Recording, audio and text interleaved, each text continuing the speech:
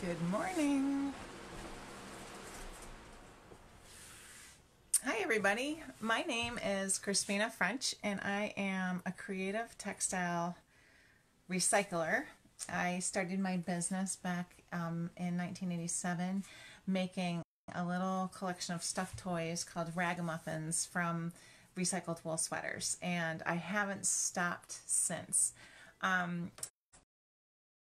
Be in the midst of this 30-day little mini series talking to you guys all about creative textile recycling and how tapping into your creative spirit really helps in these days of just angst. Like this weekend I had a really interesting experience, and I just wanted to share that with you quickly before we jump into today's subject matter, which is going to be all about joining squares together. Someone asked me about how do you go about actually joining the squares together on my blankets, and I'm going to talk all about that today.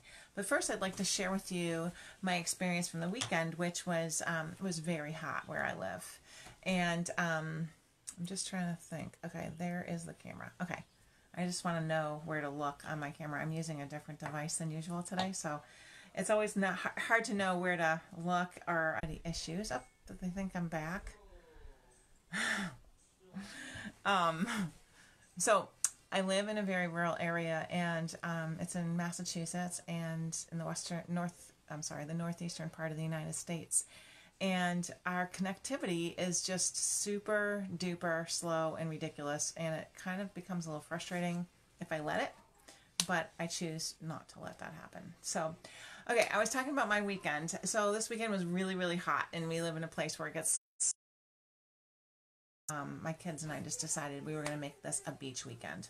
So we headed to our town beach, which has absolutely no restrictions. We went there. There was no you got to wait in line until the right number of people leave or whatever. So we met our friends there, and my girlfriend Margie has two daughters, and I have my two daughters, and we planned our kind of social distanced beach day together, and the place filled up, like packed, like bumper to bumper towels across the whole beach. And while I was there, I was just like relishing the sunshine and the nice fresh water and the clean lake that we live near. And after Margie and her daughters left, I kind of dozed off in my chair for a minute, and I heard somebody calling my name, Crispina, Crispina. And I looked up, and there was my friend who I hadn't seen in like 25 years. He was my sister's boyfriend when we were much younger, and it was so nice to see him. And he held his arms out like to give me a hug, and I stood up and hugged him. And then I was like, oh my gosh, like I was kind of out of it, when you're laying in the sun, and I was kind of dozing a little bit. And I just thought, oh my gosh, like he lives in New York City. The place has been ravaged with coronavirus. And I started to feel really uncomfortable. Both of his young children shook my hand. I was like, oh my gosh, what's going on? So I got home and I realized how uncomfortable that had made me feel. So on Sunday, we were forecast to have another super sweltering hot day, which actually came to be. And my husband and daughters and some different friends of ours we hiked down a pretty steep trail to my husband's childhood favorite swimming hole on this beautiful river that we live near. There was no one else there. We were able to keep social distance from our friends and also enjoy ourselves, and it was just such a nice reprieve from all that. And I thought, I love to hug people. I love my friends. I love people who I've shared my life with, and it's so nice to see people from the past. But I felt really kind of violated. Has anybody else experienced that? So anyway, it's the age of consent. So if you feel like you want to hug somebody, just check in with them first. Check in with yourself. Is that the right thing to do? Where have these people that you're wanting to hug, where have they been spending their time? Who have they been spending their time with? So all of these questions are things that we've never really had to think about in the past, but I think it's really important. That's my rant about the COVID virus. We are into our time. This time on this planet is the time for a revolution of responsibility. So take responsibility for your actions, make sure that you're being responsible and asking consent from other people that you want to interact with. And it's around COVID, it's around racial justice. It's time for us all to look inward and really evaluate where we are, what we need to learn, how we're going to educate ourselves. So, okay, next subject. Sorry for the long rant this morning. My name is Crispina French, and I am a lifelong textile recycling artist, environmental activist, and empowerment coach. So today, this is day number 7 in a 30-day mini-series of textile and used clothing recycling tips and tricks and classes and little just inspiration to get your creative mind open and ready for diving into something that's really going to bring you joy. So I've been talking a lot lately about a project that I've been working on with a collaborative group of over 30 women from all across the world called the Stitch Along. And if you've tuned in to my prior Live at 11s, you've probably learned a little bit about that.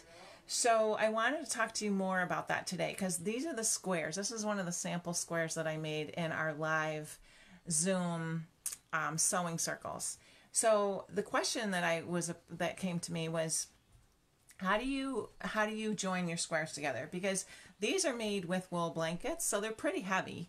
And if you put a backing on this kind of material, the blanket itself will become so heavy that it might not be that useful, especially in climates that don't get chilly in the wintertime. So what I do, and actually I have 2 blankets to show you today. This is more of my traditional type of work that I do myself. This is a little crib blanket, and you can see this is edged with the silk velvet that I was talking about yesterday. And if you look, front and back is the same. So the red heart on this square was cut out of another 7-inch square that was red. And then I switched them and put the brown one in the red one and put the red heart here. And then if you look really closely, you can see that these are zigzag stitched edge to edge. Okay? So you can see front and back. The back thread color is a little bit less easy to establish, but it looks the same for the stitches are the same front and back. And then when they sew the squares together, I also zigzag stitch those. So first I put the hearts in the squares, and I make a big pile of 7-inch squares with red hearts stitched in. There's a lot of bees in my studio, and right now there's one flying around me. Okay, so then I zigzag stitch them together. So the blanket is flat. There's no like big bulky seams on either side, and it's really useful from both sides. The aesthetic is on both sides. So that is the technique that I use. This is all made from recycled wool, cashmere, alpaca, mohair type of sweaters. And can you see this ribbing right here? It's just kind of the telltale sign of the original material that was used for this. So this was probably like the bottom of the sweater right here, where the ribbing would have been kind of like around your waist. So that is the technique that I use for this style blanket. And because this, so what I do is I buy or have donated, lots of people send me their, sweaters that are no longer useful to them. I machine wash and dry them. So I hot wash, cold rinse, right in the washing machine with your regular laundry soap, whatever you've got works just fine. And then dryer, put them right in the hot dryer.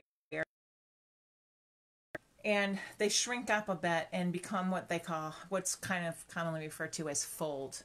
So that gives you the texture where when you cut them, the edges are stable and they don't unravel. People often say, is there something holding that finished edge there? And what it is the felting process that is intrinsic to animal fiber. So that's like wool, alpaca, mohair, cashmere, I don't know what else. There's other, yak is an uncommon but beautiful fiber. So when you machine wash and dry and then and they shrink, and that shrinking process keeps those edges from ever coming unraveled. So that's a great way to use knits. The stitch along blanket, these squares are made from a woven fabric which does not really full or felt in the same way that the knitted material from the sweaters does. So with this particular technique, what I did is I had, and this was part of the kits that everybody did for the stitch along, is we blanket stitched the edges. So this edge is stitched with there you go. It's a blanket stitch, or it's also if a smaller scale is often called a buttonhole stitch. So if like your hand sewing buttonholes, it's the same stitch, just a larger scale. And that way you're kind of locking the edges together here, so you're not going to get any fraying or any kind of fringing happening on your edges. So once those are stitched that way, I'm going to give you a little sneak peek now of the stitch along blanket. So then I stitched those squares edge to edge, okay? And the center, the middle of this blanket is a large panel of this beautiful lush burgundy colored wool, and I did the blanket stitch all the way around that panel. So if you look really closely here, you can see the blanket stitches on the red panel as well as on the squares that are then zigzag stitched together. And what that blanket stitch does is it keeps if you just zigzag stitched a woven fabric to edge like that, it would pull apart because the edges, those threads that are woven, would just pull out. You know, like if you make a pair of denim jean shorts, like cut off shorts, you have that fringing that happens over time, and it's just the kind of structure of the fabric itself allows for that to pull off. And even if you machine wash and dry a woolen blanket that's woven, it's not gonna, those threads are still gonna become loose over time. So in order to make it like a real heirloom quality, long-lived, beautiful piece, you do need to take that extra step and blanket stitch, or you can call it blanket stitching, or you can call it buttonhole stitch to keep the edges stable. So I'm going to show you how to do that. And right now I'm using this is an embroidery needle, which I sell in my shop if you're looking for some to use for yourselves. This is embroidery floss, and I'm using I'm using it all 6 strands right now, and mainly that's just so that you guys can see what I'm doing, because the video quality is not the best from where I live. So I would normally use 3 strands for this process because it's just a finer finish, but I want you to be able to see what I'm doing. Got to put my glasses on for this part. Okay, so how are you guys doing out there? Do we have any? I can't really see. Let's see if there's comments. I don't see any comments here, and it's funny, I'm using a different device, so I'm not that familiar with it. But if you guys have questions or comments or whatever as we're going along, please pop them in. If I don't get to them live, I will answer as many as I can once I'm done with the recording. So you have a square, okay, and you're going to start with just a simple knot on the long side of your thread. So just an it's all an overhand. Maybe an over finger knot would be a better nomiker. So you're going to just stitch that right straight through, and you're going to come in at the corner of your square, and it's about I would say about 1/2 inch from either side. Okay, so you're just going to pull that through, and there's your knot. Okay, and then you're going to take a stitch right back through just about where you started, but not exactly, because you want the thread to catch. Okay, and you're going to pull that through, and you're going to have a loop. So before you pull it all the way down to the surface of the fabric, you want to stick your needle through that loop, and it's going to create your first stitch. And it's going to be a double stitch because that's just the nature of getting this stitch started. Okay, so then I'm learning how to do, like, I always wonder about those cooking shows that people have on TV. Like, it's tricky to do this backwards, but I'm getting kind of good at it because I've been doing these lives for a while. So now I'm going to poke my needle in. It's about the same distance as the distance between the first stitch and the edge from the first stitch. So it's about 1/2 inch. I'm going to pull it through, and I'm going to catch that thread with my needle. So there's your second stitch. And do you see how that one looks a little different because it's just the single strand? Okay, and then we're going to go for number 3. And if you hold your material in just the right way, you can kind of catch your stitch as you go. Hold on, I think I got, this one's a little twisted. See, I thought I was doing so well stitching backwards for you guys, but I kind of got a little bit of a problem going on here. Okay, there we go. So there's stitch number 3, okay? So again, just for, make sure you guys get the stitch, I'm going to come in from here, from the front side now, and I'm going to just pull my needle. Wait, hold on a second. Let me put this in the front. So here's my thread. Here's my needle coming through right there. I'm going to put this so that the thread is like that. Can you see? Okay. So you're just going to pull that through. Okay. And there you go. And you want to kind of snug up your stitch so that the edge of your stitch is kind of flush with the fabric. It kind of tends to be a little like bubbly if you don't really give it a tug. You don't want to pull it too tight because you don't want it to pucker and hold the edge. You don't want to create the stitch tighter than the edge of the fabric. But if you, once you get going, you'll find a kind of nice little rhythm that'll stitch and not snug your fabric too tight. See? Cool. So now when you go to finish this stitch, if you want, you can go right to the corner and then make a corner. And when I go to corners and make a new corner, I'll start the second side the same way I started the first stitch, where I'll start with a double stitch on each corner. And that way the corners look like this. See that? And see how there's a double stitch here? Right here. That's, when I started down the side, there's a double stitch. And then let's see, there's a double stitch with the orange here. Okay, so that's kind of what it looks like. And I kind of like having the corners nice and like square. Some people use a corner stitch that kind of comes out to diagonally to the very point of the corner. And I find that kind of rounds the corner a little bit and changes the kind of squareness. And I really like that kind of, I don't know, precision. So that's my style. When I'm ready to end the stitch, what I'm going to do, so here's my last stitch. Now I'm looking, this is the back of the fabric now. I'm going to put the stitch back over the side. So it's caught in the front there. Okay. And then I'm going to flip it over. So I'm looking at the back and I'm just going to stitch down to around about where the thread came out to make that stitch. Hold on. Of course, there we go. Okay. There we go. And you're just going to pull it so that it's, it looks like the rest of the stitches. And you've got a double stitch there. And then just an overhand knot right next to the surface of the fabric. I'm going to see. It's hard for me to do that while I'm holding it. But, okay, so there's the knot. I just made a little loop and stuck my end through.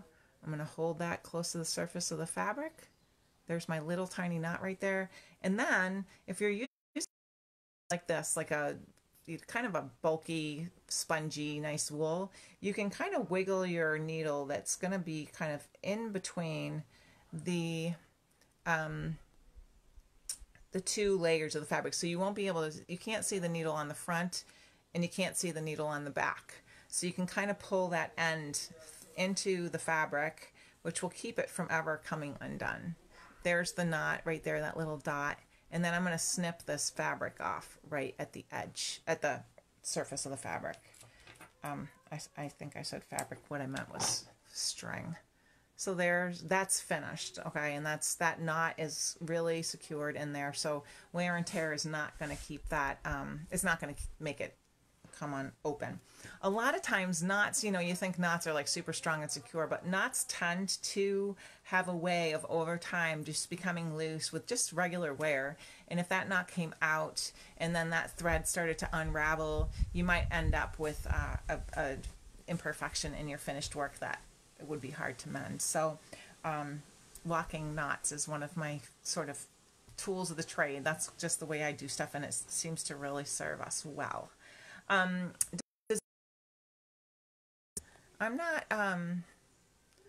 not seeing any comments here, and I'm sorry if I'm missing you guys today. It's hard to roll with all the changes that come with different devices. So I hope you have a really great rest of your Monday. Like I said, when I finish recording, if there's questions or comments or things that need reply, I will get to those right away.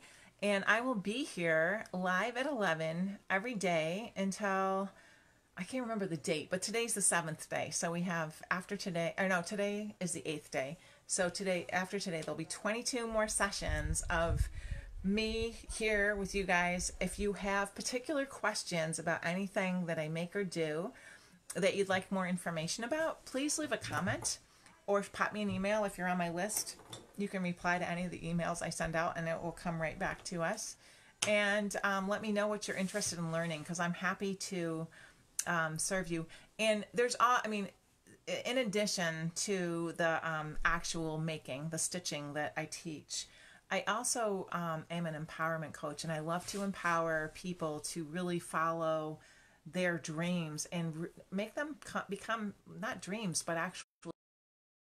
So if you have an idea about a business that you want to start, or a recycling project that you just need a little bit of motivation to get you kind of into that first edition of it, let me know. Put that in the comments too, because there's a lot of people out there who share your questions and desires, and it's even if you feel like it's a very personal thing for you, I can guarantee you there are other people out there who are interested in the same thing. So it would not be crazy for you to just shout out and let me know what you're interested in.